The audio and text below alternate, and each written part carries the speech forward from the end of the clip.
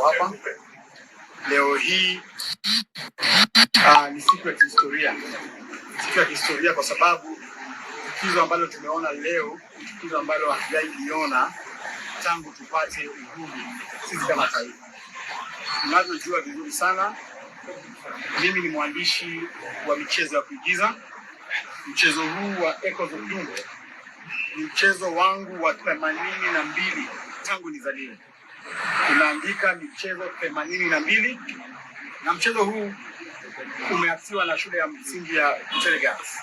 Umefuzu kutoka sub county, ilikuwa nambari 1, county ikawa nambari 1, na katika regionals wale applicants walipatia max 90 na hapo na tashwishi yote na mchezo.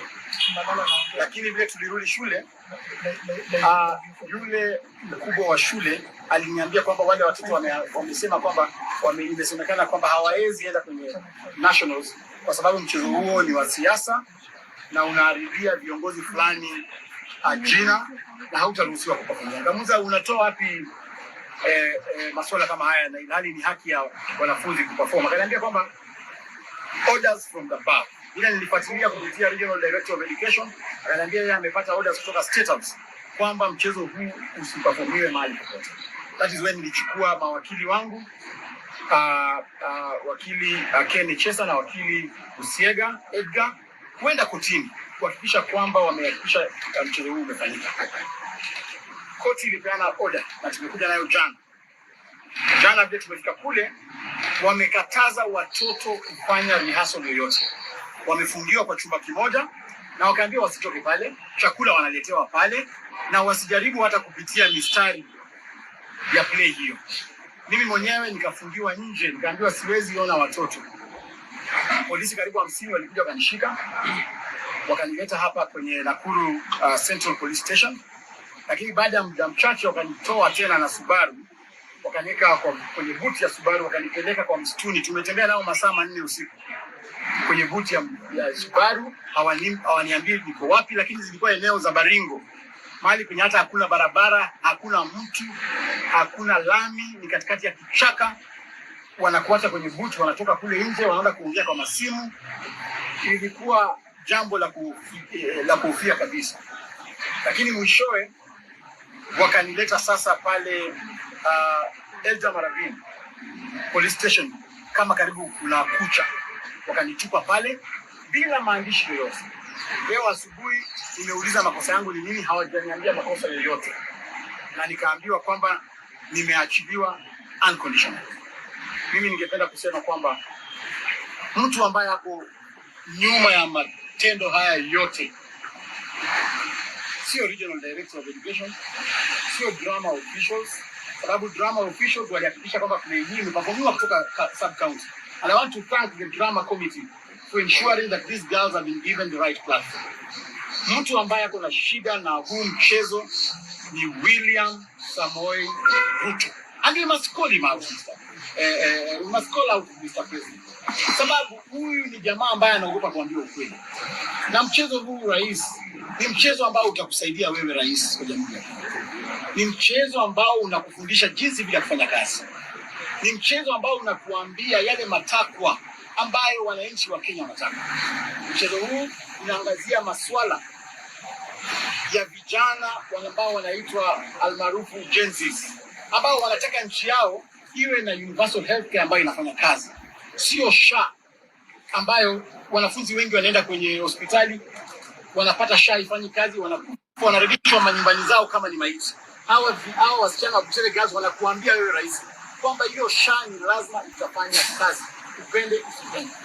Jambo la pili, hao wanafunzi wanatuelekeza kwamba wanaelekeza good governance, free of corruption. Wanasema kwamba hawataki mambo ya ufisadi Kenya hii. Kama watu wako hawezi kuambia, basi wanafunzi wa Butere walikuwa wamekuja leo kuambia they want a country that has got good governance and that is free from corruption. Jambo la tatu, hao wanafunzi wanataka ile education system yao iwe education system ambayo inawasaidia. Tumeona tuko na shida mingi ya CBC, tuko na shida mingi ya university funding model. Mchezo huo unaangazia Gen Z ambao wanasema kwamba wangependa rais uangazie masuala ya masomo. So shida iko wapi bwana rais? Mpaka unapiga watoto na tear gas. Jana mlitumia live bullets kwa sababu wamefanya mchezo wa kuigiza. Na mchezo huu hawajataja jina lolote. Mchezo huu umewekwa katika setting, fictional setting kule Middle East ambayo inaitwa the Royal Velvet Emirates. Sasa wewe Ruto ulikuwa rais wa Royal Velvet Emirates siku gani?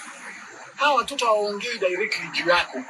Wametumia majazi, jina za majazi, symbolism, idioms, metaphors.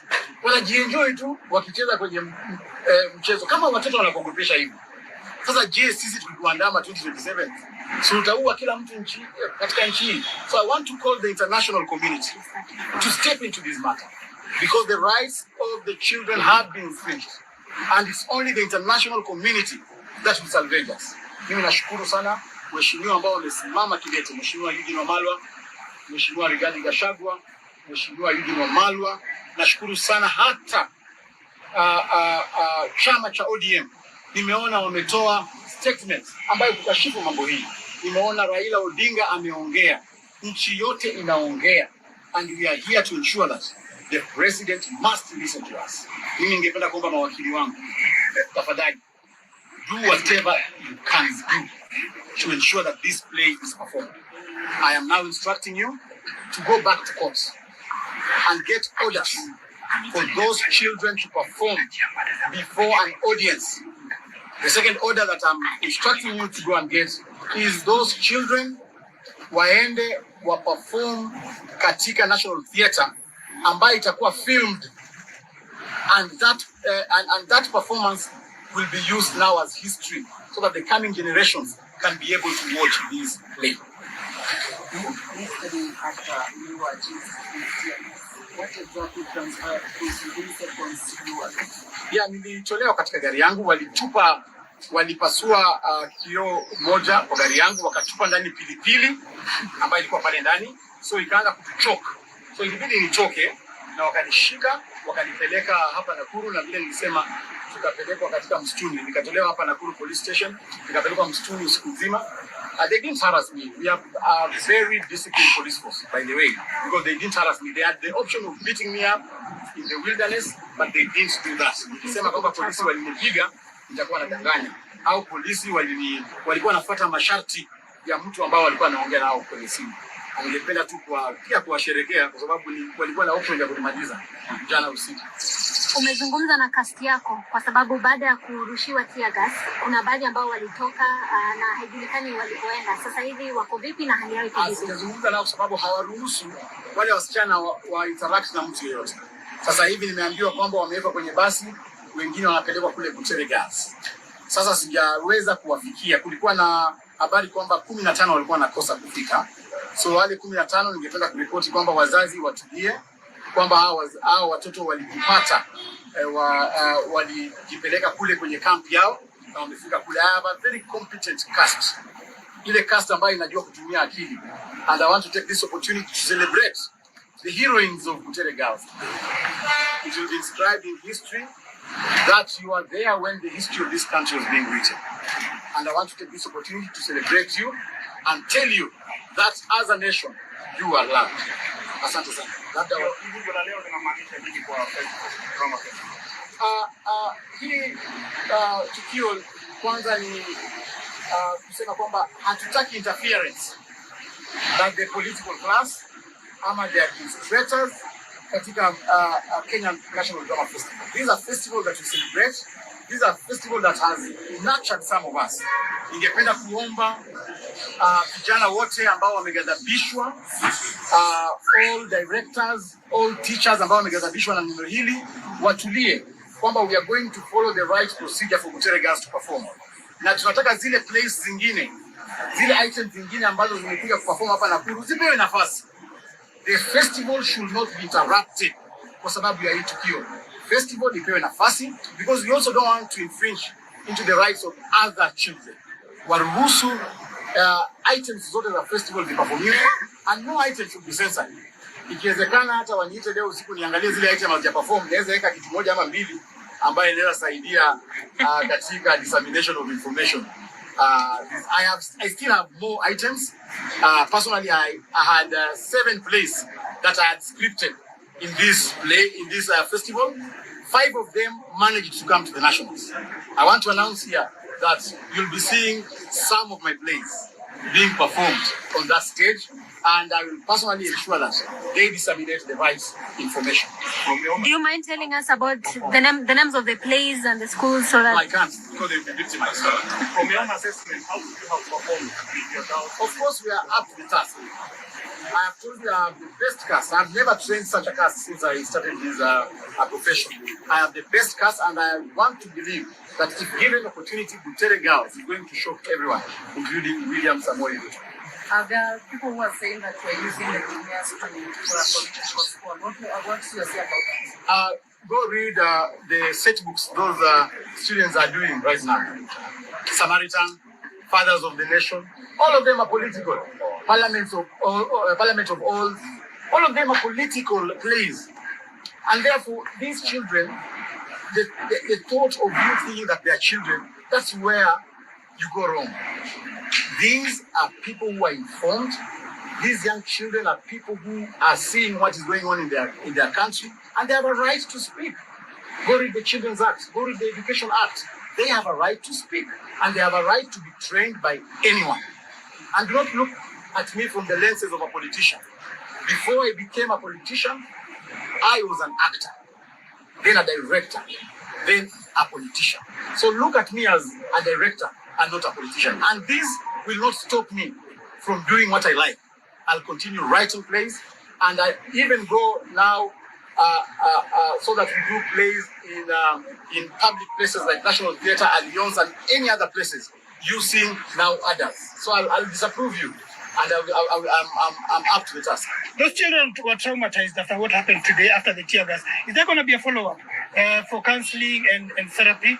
Of course, we request that the teachers of Butere Girls should organize a counseling session for these children. We should get a professional counselor who will take them through and also try to bring them back into their right senses so that they can also concentrate in their academics, because some of them are sitting for their national exams in 4 or 5 months from now. And therefore, I would like to ask the principal of that school and any other person who can access the children to ensure that they get a professional counselor to counsel them and bring them back to normalcy. When you look at this,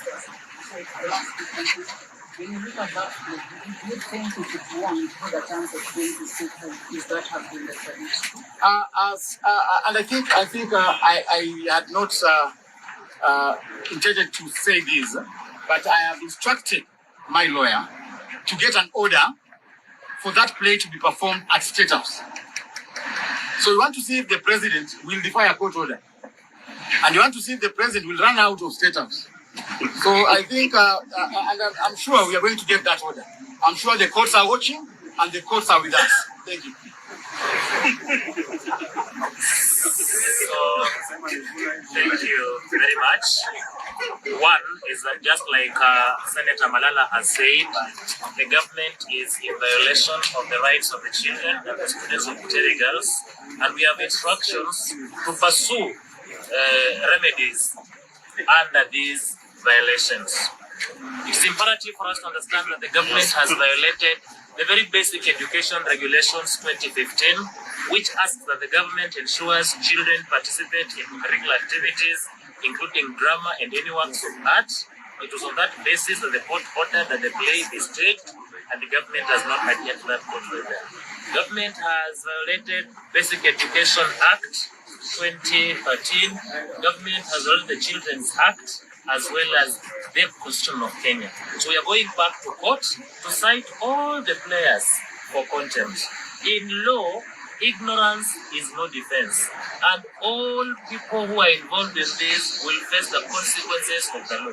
Right from the principal Butere Girls, who was issuing unconstitutional, illegal, and retrogressive directions from the time the students left up to the time they were ordered to go back to Butere. to the Regional Director of Education Western Province, who acted out of ignorance in implementing the orders of his bosses, to the PS, all of them, the heads must roll. If we would not get justice from the Kenyan executive, because the judiciary has already done justice by allowing the play and issuing the orders that have been disobeyed. We are, as a state now, we are in violation of our international obligations, observing the treaties that we have signed and executing them in good faith under the doctrine of Pacta Sunt Servanda, that honor the provisions of the treaties that you signed in utmost good faith. We have violated the provisions on the Convention on the Rights of the Child, as well as the provisions from the African Charter on the Rights and Welfare of the Children. We have international remedies that we are going to pursue to ensure that these children are compensated, that our state actors are condemned and they lose international credibility. I want to thank Senator Malala for standing strong, even in the wake of blackmail, in the wake of frustrations, to ensure that the rights of the children are upheld. And as he has rightly said, we have a reason we call the house on the hill State House. It is not a state home, it's a state house. Every Kenyan reasonably can access that state house and do what the regulations require them to do. We will be moving to court for contempt, and we will be saying that the orders of this court were not respected. And even if the drama festivals are ended, it must be ordered that Butere Girls students be given an ample opportunity to stage this play to the public and any other Kenyan who might have been interested in watching it. And if Kenyans sitting at such a forum approve it, then it will have to move to State House and be presented in gala posthumously. Even if you died on a voting day, you can still become an MP posthumously before a by-election is held. I then invite my learned senior, the Honorable Eugene Wamalwa, with whom we work together to also comment on this subject. Thank you. Wakili Bushega. Thank you for this opportunity. My name is Bushega. One, the right, the freedom of expression as captured under Article 33 of the Constitution of Kenya is explicit. The same had been given sound and basis by the courts of law, Lady Justice Okwanyi. The government has acted in impunity, disregarded the same, and they ensured that the girls have not performed. Of course, the law provides recourse in terms of pursuing contempt. Simultaneous with that, Senator Malala has been arrested and detained in Communicado. That falls under false imprisonment. Certainly, we pursue that and ensure that justice is done. At this point, I can guarantee that the law as it is, in terms of the constitutional scriptures, is well captured, is well elucidated, and we are hopeful that in the judiciary that we have, at the end of the day, the girls and everyone shall have this our way. Thank you so much. Thank you very much. I think let me start by saying Paule to my brother, Senator Malala. He's gone through a lot of trauma since yesterday in this beautiful city of Nakuru. He was hunted down like an animal yesterday, and he was just in this town as a coach coming to prepare his team for a crucial match today, Butere Girls. After being arrested here, he went to Eldama Ravine. We've just come back from Eldama Ravine police station where we secured his release, and we want to celebrate the girls, Butere Girls, our heroines today. They're on their way to Butere. Honorable Galasinga Majimbo has just met them. He's the MP from Western Kenya. He met them at Molo when they were driving home to Butere. So as we celebrate them, we also want to celebrate our hero, Cleophas Malala, because he's a talented playwright. Apart from the action that our team of lawyers will be undertaking from tomorrow, whether it's pursuing the issue of false imprisonment, the manner in which he was imprisoned falsely, and he has been released without any charges, which means it was just pure harassment from the police. We will not allow Kenya to go back to the dark days of being a police state where police harassment was the order of the day of any critic of that government. That will not allow. Secondly, Bwana Malala, we want to assure you that you're one of the most intelligent minds that we have when it comes to playwrights. Before you, there were great playwrights like Ngugi wa Thiong'o. We had Professor Ushere Mugo, who were forced to go to exile from this country because they were very brilliant and they wrote very beautiful plays. The Devil on the Cross, I Will Marry When I Want. These were all banned. But that state, the police state that we had, did not just ban plays. They followed and actually detained Kina Ngugi wa Thiong'o. They had to leave this country. My brother Cleo, God has blessed you with a talent. Fear not. Continue being creative and continue growing talent in our country. Not just Butere girls. There are many schools here in Nakuru County, Nairobi and others. You are national heroes of today, apart from our heroes from Butere. This is one thing we want to say for the international community. We have seen a state sliding back into dictatorship led by one William Samoei Arap Ruto. If we do nothing, we would lose all the gains we have made since we inaugurated our constitution in 2010. Freedom of expression, freedom of thought, freedom of conscience. These are fundamental freedoms guaranteed by our constitution. But today, they are being violated by this state. If you can stop little children from telling their story about a fair education system, they are either the beneficiaries or victims of failed policies. If they're saying SHA is not working, it's not just SHA. We had the EduCare, where we had healthcare for our children in schools. This was removed. So if they're feeling the pain, they're the wearers of the shoe, and they want to tell them through their talent, why stop it? What kind of a government fears its own children? What kind of a government that fears its own citizens? This is a government that is even afraid of its own shadow. It's not worth being called a government. But we are going to go to court to ensure that their rights are protected. Not just courts. We would like this matter taken to Parliament. And I'm very pleased that the Honorable Kalasinga Majibo MP Kabuchai is here with us. And he has said he's going to take this matter to the floor of the House. So from Nakuru City, what has happened here will not end here.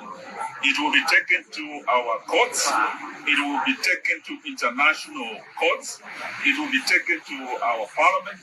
And it's a matter that will not rest here. May I invite the Honorable Kalasinga Majibo to come and say a few words. Thank you very much, Wadiri. I think one very disturbed member of parliament, ladies and gentlemen. Yesterday night when I was watching news, until in particular I was watching Citizen News, I was touched by the police were handling the journalists, particularly a lady who was carrying live news, live Citizen. The girl was tear gassed 3 times. But I want to say that's a very brave lady. She stood firm. Yes, the Marian, she stood firm. She was tear gassed, she was beaten, but you could still hear the voice. The pictures disappeared on the screen, but the voice was still heard throughout this nation. I think where we have reached the freedom to be gained, we must regain it again. And we must go back to the floor of the House, as I've just said. We are going to raise this matter and going to request for a statement from the minister to explain actually where were these distractors when these girls were performing on the sub-county level. Where were they when they were performing on the county level? Where were they on the regional? Now they are on the national. When did they know that this is a wrong play? That is the question. I want the minister to explain to us. If somebody was sleeping on duty, then who first slept on duty? But when the girls come to tell you that, please look here, the Linda Mama is gone. Our mothers can never deliver like they were delivering before, free of charge. And then a husband being given a child, these are bundles of joy. Now it's not there. If the new funding in more, the students are suffering. I raised a question on the floor of the House the other day, which I was asking, why do we place students We call it COOPS. It places students in private universities and state universities. Those in private universities don't benefit from the fund of the government. And you see, you get the same grade. Those are questions these kids are asking. I came here to stand in solidarity with my brother Malala. Cleophas, Malala, we are not in the same political party, no. We are not from the same counties, no. But we share the mind. We are the same age set. We share vision. We have a longer period to stay in this country. We can't ruin it. I want to say this here today, like I am a Kenya Kwanza member of parliament, but I'm known for being a rock MP. I voted no on the first finance bill, you know. I voted no on the second finance bill, you know. I refused to fight Kashagwa, you know. So today I'm saying I'm refusing this bad act to our kids. I came here to sign solidarity with Malala. You are joining the echoes of war. Thank you very much, Malala. I am saying that please, we need a Kenya for all of us. What the only thing I will ask is, I would soberly, kindly request the First Lady, who is in State House now, to inform the state that she wants these Butere girls, the alumni of this school, to perform where she didn't. Let her sit and watch the girls of her former school perform. I think she's proud of her. If indeed the First Lady, with the respect we give you, if you still have that respect, kindly see this matter now, step in it, let your girls in the same school come and perform in house. In fact, we want these girls now to perform in a big arena for Kenyans to watch, because now every Kenyan is asking himself, what were they going to perform? Now that they have made every part in Kenya know that surely these girls at a point, we want to listen to them. But listening to these girls will support and make students not go on strikes. Sometimes these youth ventilate by saying they might speak and feel free, and you don't get strikes and problems in this country. This is the only way to listen to Gen Zs in this country. Gen Zs must be listened. Thank you very much. And I think I don't want the Gen Zs to come again and eat our muchele. You know, they can easily come next time. Let us learn to listen to these youths. They have a point to ever. Thank you very much, gentlemen. I think the only thing I would want to add is, apart from raising the question, Honorable Galasinga Majimbo, you can ask your speaker to invite Butere girls to come and perform in Parliament. That can be allowed. Just the way the Honorable Malala has requested that the Butere girls be allowed to perform in State House, they can be allowed to perform in Parliament. But I would also just add that Rachel Ruto, our First Lady, wherever you are today, you are an alumni of the Butere girls. What happened to the girls today? You should be the first voice to condemn as a mother. Those girls should not have been traumatized the way they were, and they should not be crying on their way back to Butere. Would like to see you not just apologizing on behalf of your husband and his government, but also ensuring that Butere girls comes to perform at State House. Let it not be, don't be like Marie Antoinette, who was saying when she had noises outside the gate, that if there is no bread, why can't they eat cake? It's because the king and the queen are out of touch with reality. You and your husband might be out of touch with reality. Let Butere girls come and tell you, Shah is not working. And I listen to them while they are saying it. The university funding model is not working. Let them come and tell you, don't be afraid of our children. Asanteni sana. I want to Kanja, just a minute. I want to inform the head of the security in this country that when I've been coming from Kabuchai to Nakuru right now, I have met Butere girls in a bus being escorted with 4 Land Rovers as if they are prisoners. Those girls are free. They are supposed to stay where they want to stay. I've met them at the junction of Edama Ravine. The bus is going back to Western with 4 Land Rovers full of policemen, with all guns pointing at the bus. Are they our Shababs? Those are our girls. They are students from my constituency. I take pride in them. We must find the truth.